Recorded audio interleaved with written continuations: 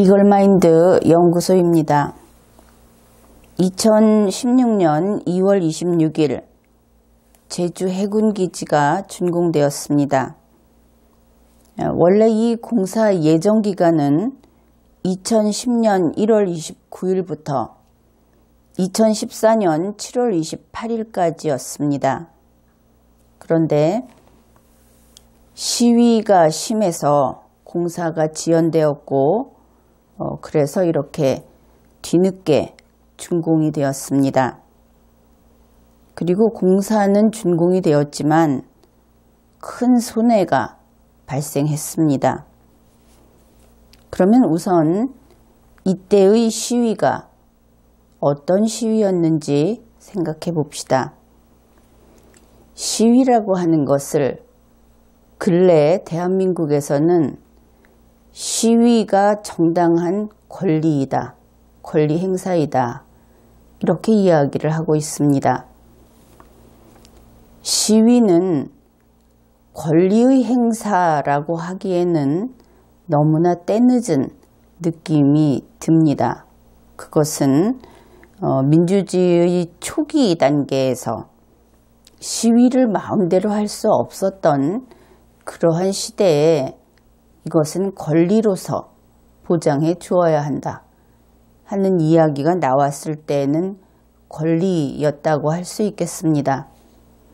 그러나 오늘날 대한민국에서 시위가 과연 권리 행사인가? 시위라고 하는 것은 그것 이외에는 자신의 의사를 밝힐 길이 없던 그런 곳에서 사용했던 의사표현 방법입니다.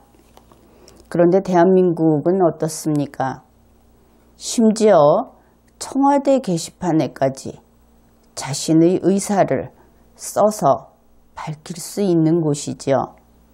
과연 그렇다면 지금의 대한민국에서 시위는 여전히 권리인가?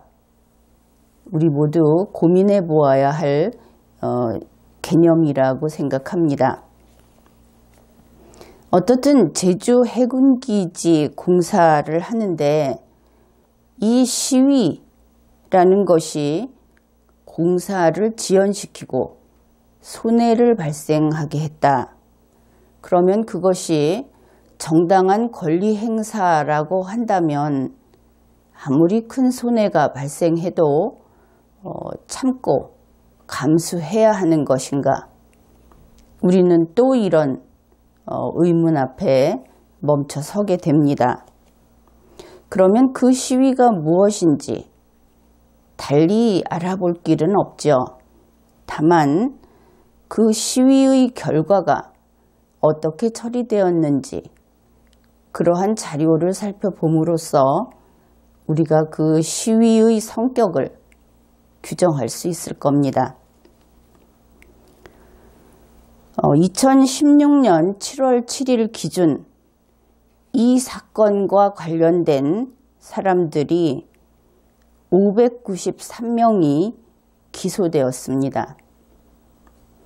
검찰이 기소를 한다는 것은 흔히 생각하듯이 길거리에서 나쁜 짓을 하는 사람을 발견하고 바로 기소하지는 않습니다. 검찰이 범죄를 인지하고 수사하고 그리고 그것이 기소가 가능하다.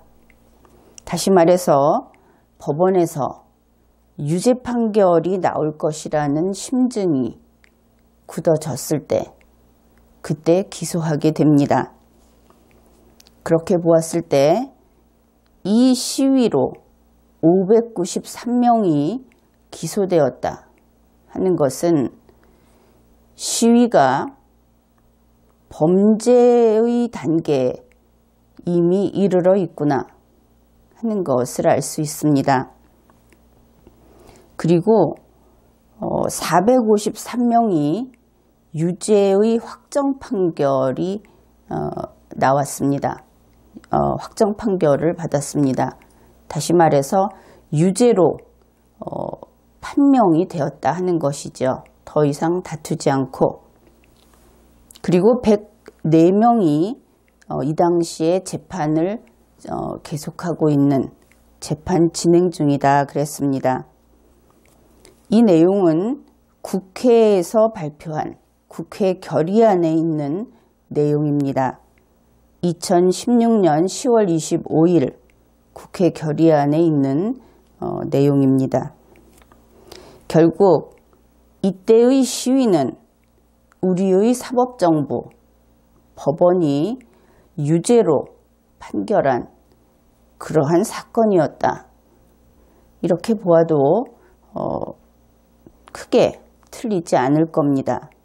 그렇다면 이 자료에 근거하여 당시의 시위는 처벌받아 마땅한 사람들이 이렇게나 많이 나온 그런 시위였고, 그 결과 공사가 지연되고 손해가 발생했다. 이렇게 정리를 해두죠. 우선은 이때 손해를 입은 여러 기업 가운데 삼성물산이 결국 2건의 손해를 입었다고 합니다. 그 중에 이때 제1차 손해배상 청구를 하게 되죠. 삼성물산은 정부, 이때보다 구체적으로는 해군이 되겠습니다. 이쪽에 360억 원의 손해배상 청구를 합니다. 그리고 당시 정부는 대한상사중재원에 중재를 요청하죠. 이 중재의 결과는 2015년 6월에 다음과 같이 나왔습니다. 273억 원을 삼성물산에 지불하라. 그래서 이 중재 결정은 법적 구속력이 있는 그러한 결정입니다. 이렇게 되니까 정부에서는 이 배상금을 마련해야 했고, 거기에 대해서 신문에서는 다음과 같은 보도를 했습니다. 정부 관계자라고 하는데, 제주 해군기지 사업은 기본적으로 방위력 개선 사업이었기 때문에 방위력 개선 사업비 예산으로 배상금을 충당해야 한다. 현재 예산을 편성 중이다. 이렇게 이야기했다는 것이 조선일보 2015년 7월 31일 뉴스입니다. 여기에서 우리가 좀 짚고 넘어가야 할 것이, 그들 스스로 배상금이라고 했죠. 그런데 방위력 개선 사업비라고 하는 것은 예산의 항목입니다. 예산이라고 하는 데에는 배상금이 포함되지 않죠. 그냥 생각해 봤을 때 정부가 우리가 배상금을 지불하기 위해서 예산을 편성해달라, 그렇게 이야기할 수도 있을 겁니다. 그런데 중요한 것은 방위력 개선 사업비 예산을 제출했다는 것이죠. 그렇다면 방위력 개선 사업비는 배상금이 될 수 없습니다. 이해하겠죠? 그렇기 때문에 배상금은 배상금이지 방위력 개선 사업비라는 예산이 아니다. 이 부분이 이 관계자의 이야기가 틀렸다 하는 것을 확실히 알아두어야 하겠습니다. 그 다음에 다른 뉴스에서도 또 다른, 이것이 동일인인지 다른 사람인지 모르겠으나 관계자의 이야기를 소개합니다. 방위력 개선비에서 배상액을 충당할 예정이다. 예산 편성과 동시에 구상권을 청구할 계획이다.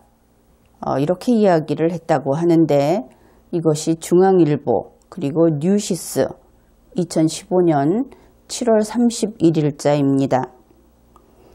참고로 여기에서 2015년 7월 31일에 이미 정부 측에서는 구상권 행사를 하겠다 하는 의사를 밝혔다는 것이죠. 이것을 완전히 무시하고 국회나 혹은 그때의 시위대 측 사람들은 해군기지 준공이 되고 나서 비로소 구상권 청구를 했다. 이런 이야기들을 하는데 그것은 사실관계가 좀 다른 것을 확인할 수 있습니다. 그 후에 국방부는 삼성물산에 275억 원을 지급합니다. 이때의 이 금원은 중재결정에 따른 것이고, 그리고 그 시기는 구상금 청구소 제기가 2016년 3월 28일경이기 때문에 그보다는 좀 앞선 때라고 우리가 짐작해 볼 수 있습니다. 국방부는 그 돈을 이전에 밝혔듯이 방위력 개선비로 받은 예산에서 그 돈을 지불을 했습니다. 그 사실은 중앙일보 2017년 12월 13일자에서 밝히고 있습니다. 여기에서 방위력 개선비라는 것을 알아보기로 하죠. 이 2016년 국방부의 국방예산 세부 내용에 그 자세한 내역이 있습니다. 이것은 조선일보 2015년 9월 9일자를 참조하면 되겠습니다. 국방부는 방위력 개선비의 중점 내용은 북한의 전면전 및 국지 도발 억제를 위한 킬체인, 그리고 한국형 미사일 방어체계 등이 그 중심을 이룬다. 그렇게 이야기를 했습니다. 그러면은 방위력 개선비에 어떤 것들이 들어가는지 함께 살펴보기로 하죠. 먼저 킬체인과 KAMD입니다. 여기에는 4.25 사업, 체계개발 중도금 등, 그리고 고고도 정찰용 무인 항공기 HUAV 주장비, 시설비, 그리고 MUAV 체계 개발 중도금 등, 장거리 공대지 유도탄 주장비 중도금 등, 중거리 공대지 유도폭탄 주장비 중도금 등, 701 사업 체계 개발 중도금 등, 패트리어트 성능 개량 주장비, 성능 개량 중도금 시설비 등, 장거리 지대공 유도무기 탐색 개발 중도금 등, 이것이 킬체인과 KAMD에 들어있는 항목입니다. 이렇게 일일이 우리가 함께 확인하는 이유에는 여기에 소개한 항목들 가운데 지출하지 않아도 되는 예산이 있는가 하는 것을 살피기 위함입니다. 여기에서 지출하지 않아도 되는 예산은 없죠. 반드시 지출해야 하기 때문에 예산 항목에 넣어 놓은 것을 알 수 있습니다. 다음으로 접촉 지역 국지도발 대비 부분입니다. 원격 운용 통제탄 2차 양산 납품대금 등, 신형 7.62mm 기관총 16년 물량 납품 대금 등, 보병용 중거리 유도무기 주장비 착수금 등, GOP 과학화 경계 시스템 16년 종료 사업 계약 잔금 등, 원격 사격 통제 체계 16년 종료 사업 계약 잔금 등, 항만 감시 체계 주 장비 시설비 등, 2.75 유도 로켓, LOGIR 주장비 착수금 등 여기에서 이 금원을 지출하지 않고 그저 제외시켜버려도 되는 항목이 있다고 보십니까? 역시 여기에도 그런 항목은 없습니다. 다음으로 국방개혁 필수 전력 사단 정찰용 UAV 주장비 시설비 등 전술 정보통신 체계 초도 양산 잔금 2차 양산 착수금 등 K2 전차 1차 양산 잔금 2차 양산 중도금 등 한국형 기동 헬기 후속 양산 2차 양산 중도금 3차 양산 착수금 등 차기 다련장 1차 양산 중도금 시설비 2차 양산 착수금 등 저격용 소총 주장비 납품대금 등 부대 개편 1차 설계비 공사 착수금 등 이 가운데 어느 것을 주지 않고 빼서 삼성물산에 지급한 이 손해배상금으로 쓸 수 있겠습니까? 마지막으로 자주적 방위태세 확립을 위한 부분입니다. 차기 군 위성 통신체계, 체계개발 중도금 등 대형 공격 헬기 AH-642 주장비 중도금 등 K9 자주포 10차 양산 중도금 등 울산급 BATCH-2 선도함 건조 중도금 후속함 착수금 등 광개토 3 전투체계 중도금 함 건조 기본 설계 착수금 등 차기 상륙함 후속함 건조 중도금 및 장금 등 장보고함 건조 기본 설계 착수금 등 FX 주장비 중도금 시설비 등 공중급유기 주장비 중도금 등 보람의 체계개발 중도금 등 KF-16 전투기 성능개량 주장비 중도금 등 여기까지 이것이 방위력 개선비 항목 전체입니다.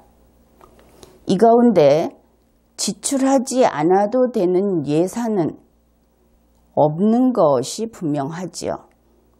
결국 예산으로 계상했던 정부가 다음 회계년도에는 이 정도의 예산이 필요하다 하고 계상을 했던 그 전액은 지금까지 우리가 확인했던 그 항목을 위해서 다 필요했던 것입니다. 그래서 방위력 개선비는 모두 집행되어야 할 항목입니다. 그 중에서 어느 것을 빼고 그 돈으로 삼성물산에 주어야 하는 배상금으로 쓸 수 있는 그런 상황이 아니다 하는 것이죠. 그런데 정부는 이 예산에서 배상금 275억 원을 지출했습니다. 그렇다면 정부가 예산을 275억 원을 과다 작성했다고 볼 수밖에 없겠죠.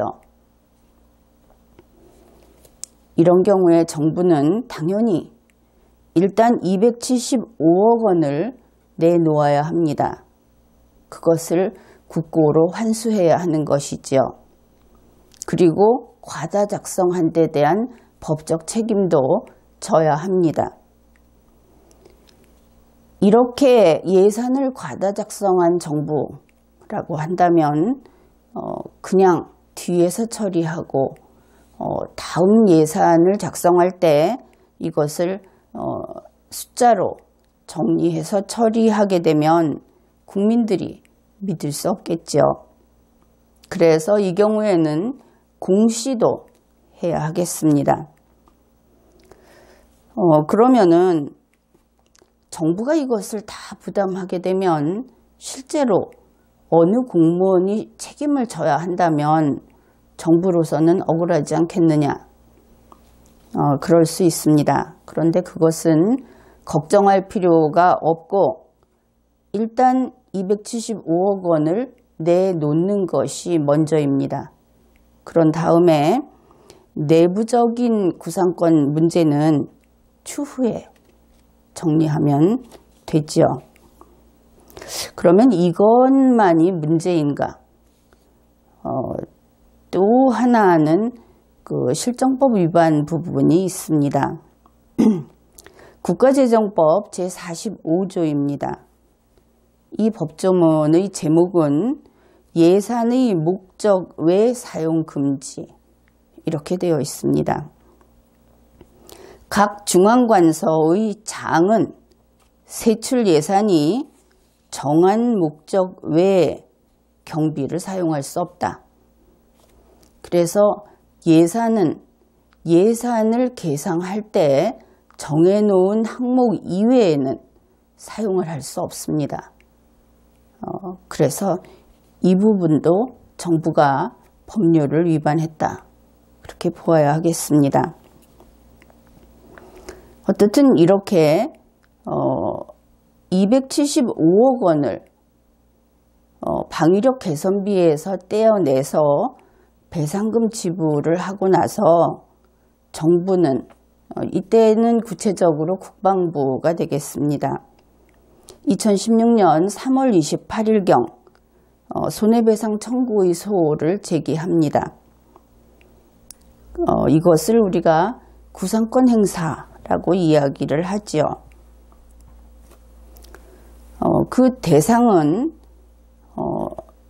강정마을 주민이 아닌 사람이 90명, 역시 제주도가 아니라 서울, 경기 등 외부에서 온 단체 3개, 강정마을 주민 31명, 제주도에 그 사무실이 있는 단체가 2개, 이렇게 해서 외부인이 74%, 다시 말해서 원정시위대가 대부분이다 할 수 있는 이들에게 손해배상 청구의 소를 제기했습니다. 구상권 행사라는 것은 이렇습니다. 타인이 부담해야 할 것을 자기의 출제로 변제를 한 경우, 이번 경우는 중재결정에 따라서 변제를 했죠. 그 결과 타인에게 재산사항의 이익이 부여된 경우 이 당사자들이 책임을 져야 되는데 정부가 대신 그 배상금을 지불했기 때문에 재산사항의 이익이 부여된 결과가 되었습니다. 그랬을 때 그 타인에게 상환을 청구할 수 있는 권리를 행사하는 것을 구상권 행사라고 한다. 근데 이 경우에 국가기관의 경우에는 이것이 권리가 아니라 의무가 됩니다. 국가기관이 배상금을 부담하고 거기에 대해서 구상권을 행사하는 것은 국가기관으로서 의무다 하는 이야기를 했는데 그것을 아주 잘 보여주는 보도자료를 한 건 소개하겠습니다. 2014년 7월 1일 법무부 법무실 국가송무과의 보도자료입니다. 법무부 사고책임재산 추급 태스크포스 회의 개최 이런 제목이고 법무, 검찰과 유관기관은 자료, 정보의 공유와 협조를 통해 사고의 책임이 있는 사람들이라면 누구라도 끝까지 책임을 추급함으로써 국민의 혈세가 낭비되는 사태를 방지하는 데 최선의 노력을 다하겠습니다. 이것이 보도자료 내용입니다. 국가기관은 바로 이런 자세를 지녀야 하는 것이죠. 국가가 배상금을 부담했을 때 실제로 그 책임을 져야 할 대상이 있을 때에는 반드시 구상권을 행사해서 그 손해배상을 받아내도록 해야 하는 것입니다. 그러면은 우리 정부는 어떻게 했는지 언론에 나타난 상황을 통해서 살펴보기로 하겠습니다.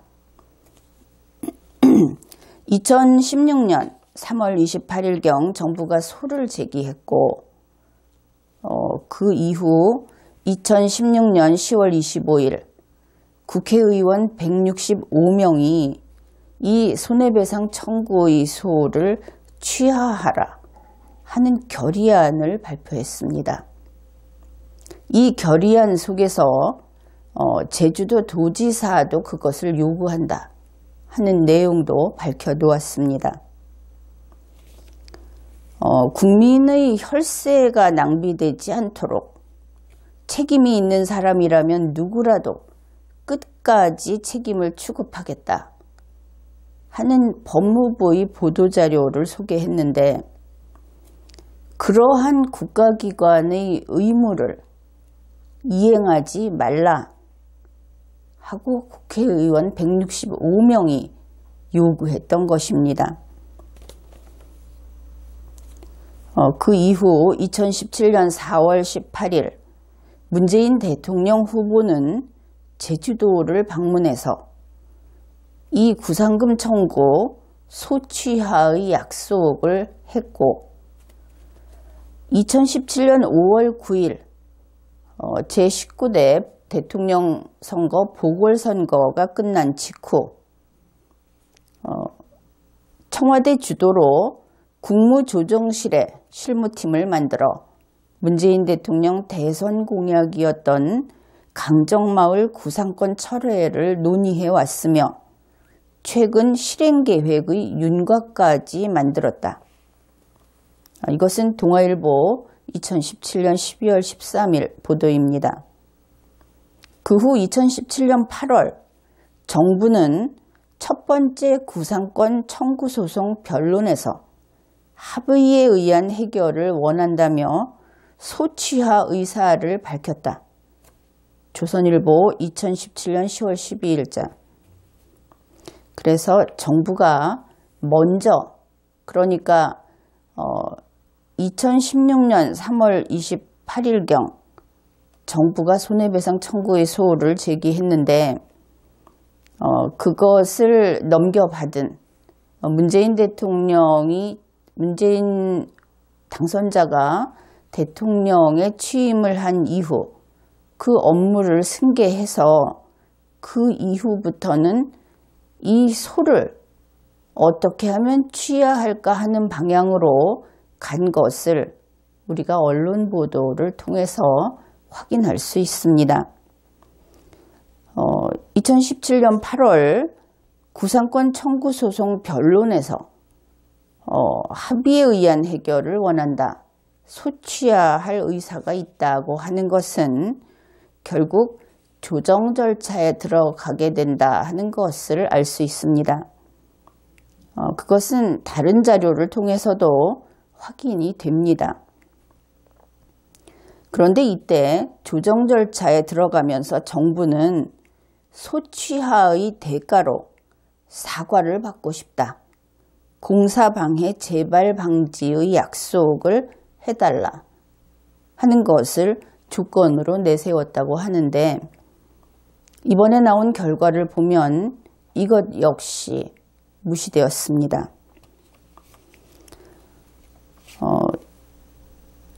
이 사건의 결말은 바로 다음과 같은 것입니다. 서울중앙지법 민사합의 14부 2017년 11월 23일 조정을 가름하는 결정을 했다. 그리고 당사자에게 그 결정문을 송달했다. 이것은 동아일보 2017년 12월 13일자의 보도이고, 같은 신문에서 다음과 같은 내용도 소개하고 있습니다. 조정에 실패한 재판부가 소송 당사자들의 원만한 합의를 위해 권하는 절차가 조정을 가름하는 결정이며 강제력은 없다. 이 강제력이 없다 하는 부분은 기억해 두시기 바랍니다. 같은 2017년 12월 13일자 중앙일보의 보도를 소개합니다. 원고인 정부는 소를 모두 취하하고 원고와 피고는 제주해군기지 건설 공사와 관련한 민형사상 소송을 제기하지 않는다는 내용의 강제 조정안을 내놨다. 법원이 그랬다는 것이죠. 이 강제 조정이라는 그 용어가 마치 강제를 하는 듯이 느껴질 수 있습니다. 그래서 조금 전에 소개한 그 신문 보도에서 강제력이 없다고 했던 것을 기억해 달라고 했던 것이고, 이 강제 조정안, 그 조정을 가름하는 결정이 나오고 나서 정부는 2017년 12월 12일 국무회의를 개최합니다. 그리고 법원의 조정을 가름하는 결정을 수용하기로 심의 그리고 의결했습니다. 그러니까 이제는 손해배상 청구의 소는 이런 식으로 해서 취하가 되는 것이죠. 여기에 대해서 송영모 국방부 장관은 다음과 같이 이야기를 합니다. 정부가 사법부의 의견을 존중해서 결정을 내렸다. 그래서 저도 그렇게 하기로 한 것이다. 뉴스원 2017년 12월 13일자 보도입니다. 송영모 장관의 이야기를 다시 살펴보죠. 정부가 사법부의 의견을 존중해서 결정을 내렸다. 이것은 문제될 것이 없습니다. 결정은 누가 내렸습니까? 정부가 내렸죠. 정부가 그렇게 하기로 한 겁니다. 정부가 그냥 국민의 세금을 뚝 띄어서 쓰레기통에 버리기로 한 것이죠. 그런데 국무회의에서는 법원의 조정을 가름하는 결정이 나왔기 때문에 송영무 장관의 말에 의하면 사법부의 의견을 존중해서, 그런데 우리 국민들 가운데 누가 다른 사람의 의견을 존중해서 자기 팔이나 다리를 잘라버리는 사람은 없겠죠. 그래서 사법부의 의견을 존중했든 말았든 상관없이 정부가 그냥 관두기로 했다. 돈을 안 받고 말기로 했다.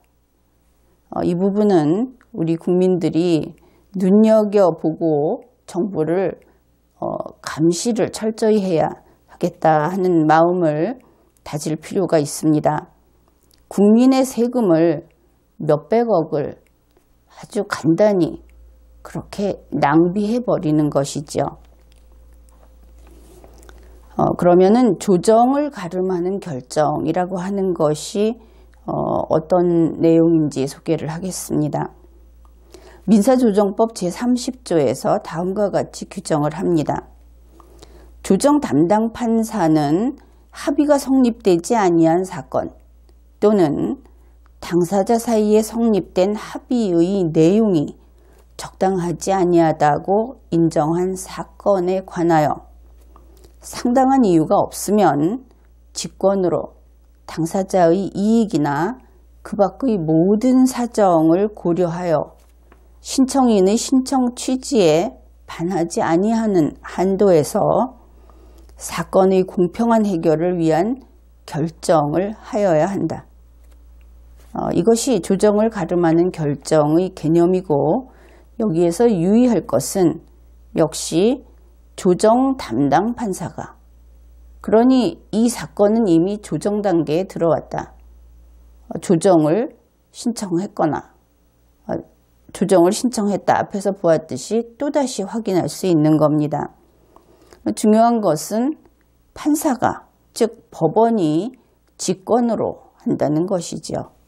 이 직권이라고 하는 것은 행사하면 책임을 져야 합니다. 그래서 이번 구상권 포기, 제주 해군기지 구상권 포기 문제는 법원의 강제 조정안 때문이 아닙니다. 정부가 변명을 하듯이. 왜냐하면 그 조정을 가름하는 결정에는 강제성이 없고 더구나 그 조정을 가름하는 결정을 수용하기로 한 것은 정부였기 때문이죠. 그래서 정부의 자발적인 수용 의결 때문에 이번 구상권은 포기한 것이고 거기에 대한 책임은 정부에게 있습니다.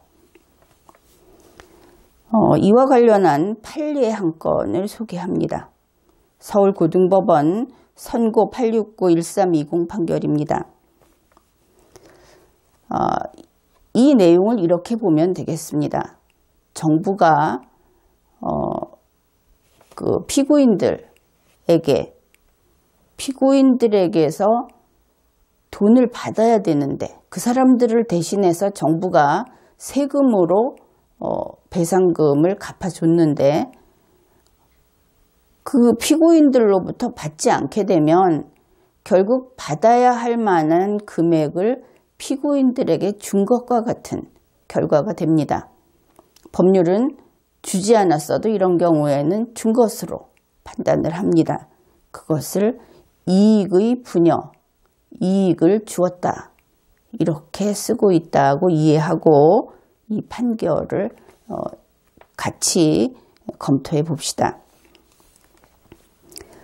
이익의 분여로 인정되려면 채권이 발생한 당초부터 채권을 회수할 의사가 없었다거나 또는 채권을 포기, 면제하거나 대손 처리하는 등 채권을 회수하지 아니할 의사를 객관적으로 표출함으로써 경제적 합리성을 무시하고 비정상적으로 이익을 준 경우라야 한다. 채권이 발생한 당초부터 채권 회수의 의사가 없었다면 그 채권 발생 시기가 속하는 사업 연도에 이미 이익을 분여하였다고 보아야 할 것이다. 이것이 지금과 같이 합리적인 이유 없이 구상권을 포기한 경우에 적용이 될 것입니다. 우리 정부의 경우는 2017년 5월부터 명백하게 채권 회수의 의사가 없다 하는 것을 객관적으로 밝혀왔고 그렇기 때문에 그때부터 정부의 책임이 있다. 이렇게 보겠습니다. 이번에 피고인들에게 청구했던 것은 금액이 34억 원입니다. 그러니 정부가 34억 원을 내놓아야 합니다. 그것을 정부로부터 받아서 국고에 환수해야 하는 것이죠. 이번에도 마찬가지로 믿을 수 없는 행동을 하는 정부이기 때문에 국민이 믿을 수 있도록 34억 원을 내놓는 것을 공시해야 하겠습니다. 물론 정부가 이전에 내놓은 것과 별개로 또 34억 원을 내놓을 때에는 물론 구상권 행사가 가능합니다. 다시 피고인들에 대해서는 포기를 했기 때문에 문재인 대통령이나 제주특별자치도 도지사 이런 사람들 법령에 따라서 혹은 판례를 참고해서 책임을 물을 수 있는 공무원들에게 구상권 행사가 가능합니다. 그러면 이번 이 사건은 법원이 직권으로 구상권을 포기하도록 그렇게 했지만 모든 책임은 정부가 져야 한다. 왜냐하면 정부가 알아서 그 결정을 수용했기 때문에 이렇게 되겠습니다. 그런데 이와 같은 사건이 근래에 반복되고 있죠. 거기에 대해서 법원의 책임은 없을 것인가 하는 부분을 살펴보죠. 화해 권고 결정이라는 것이 있습니다. 법원, 수명법관 또는 수탁판사는 소송에 계속 중인 사건에 대하여 직권으로 당사자의 이익, 그 밖의 모든 사정을 참작하여 청구의 취지에 어긋나지 아니하는 범위 안에서 사건의 공평한 해결을 위한 화해 권고 결정을 할 수 있다. 민사소송법입니다. 그런데 사건의 공평한 해결을 위해서라고 되어 있지만 이 경우에 위법은 안 됩니다. 위법을 넘어서서 공평을 이야기할 수는 없는 것이기 때문입니다. 2015년 4월 3일 매일 노동뉴스는 다음과 같은 내용을 보도했습니다. 서울중앙지법 민사합의 42부 부장판사 마용주는 메리츠 화재가 청구를 포기하도록 하는 내용의 화해 권고 결정을 지난달 27일 내리고 원고와 피고에게 결정문을 통보했다고 2일 밝혔다. 이때 메리츠 화재의 청구는 쌍용자동차 지부 110억 원 구상금 청구입니다. 이 사실관계가 어떻게 되었는지 또 그 결과에 대해서 원고와 피고 양측이 진심으로 만족했는지 그리고 이러한 결정이 사건을 공평하게 해결을 했는지 하는 것은 지금 논하지 않겠습니다. 다만 법관들을 향해서 이 이야기를 특히 들려주고자 합니다. 법관들은 이 뉴스를 보면서 어떻게 생각을 했습니까? 메리츠 화재가 청구를 포기하도록 했다 이렇게 되어 있죠. 그렇다면 청구권을 포기하도록 하는 결정을 했다 그런 뜻입니다. 포기하려면 있어야 포기하겠죠. 없는데 포기할 수는 없을 겁니다. 그렇다면 일단 법원은 메리츠 화재에게 청구권이 있다고 인정을 했겠군요. 사실 민사소송에서 청구권이 있다, 채권을 확인해 준다 하는 것은 그것으로 승리가 아니겠습니까? 그런데 청구권이 있는데 포기하라. 그런 결정을 법원이 했다는 것이죠. 있는 청구권을 포기하도록 하는 것. 물론 법관이 공평한 해결을 위해서 여러 가지로 많이 생각해서 내린 결정이라고 하겠지만 이 시점에 우리 같이 고민을 해봅시다. 과연 권리 있는 자에게 권리를 포기하도록 하는 그것이 법인가? 그것을 고민해 보기로 합시다. 화해 권고 결정이라고 하는 것은 직권에 의해서 이루어집니다.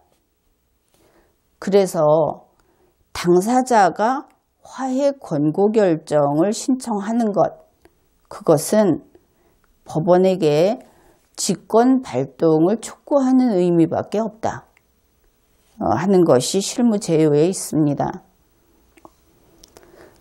직권을 행사하는 것은 그러한 권한 행사를 하게 되면 모든 책임을 법원이 져야 합니다. 동아일보 2017년 12월 13일자 보도를 소개합니다. 법원 핵심 관계자는 원고인 정부 측이 피고인 강정마을 시위대 측과 협의 중이니 시간을 달라고 재판부에 요청한 것으로 안다. 정부 측이 조정 의사를 재판부에 전달했다고 한다. 고 말했다. 이것은 이번에 제주 해군기지 구상권을 포기하는 정부가 법원의 결정을 핑계 삼았기 때문에 이러한 변명을 하고 있는 것으로 이해할 수 있습니다. 그러나 제주 해군기지 구상권 포기 결정도 법원이 직권으로 했습니다.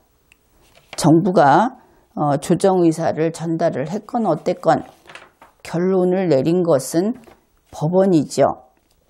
그것은 정부가 국무회의에서 그 결정을 수용하기로 했기 때문에 그 모든 책임을 정부가 져라 하는 것과 마찬가지로 법원이 그와 같은 결정을 직권으로 내렸기 때문에 그 결과가 합당한지 그렇지 않은지에 대해서는 법원이 책임져라.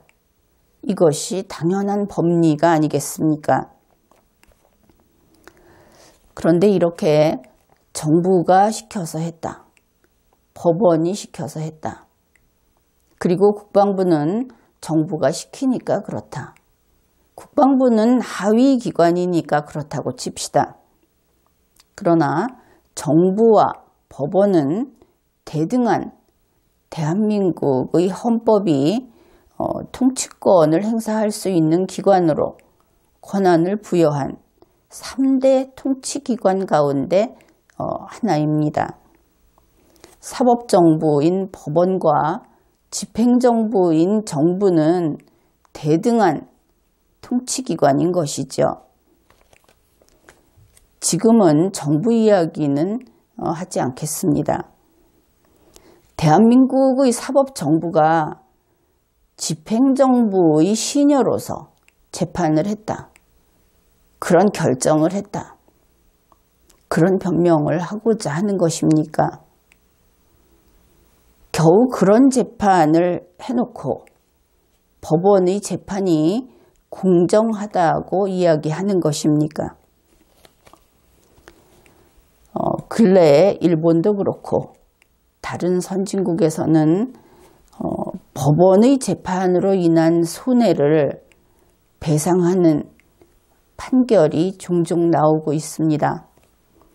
법원 차원이나 법관 차원에서 이제는 법원도 그런 의미의 책임은 일체 지지 않는 그런 성역이 아닌 것입니다. 21세기의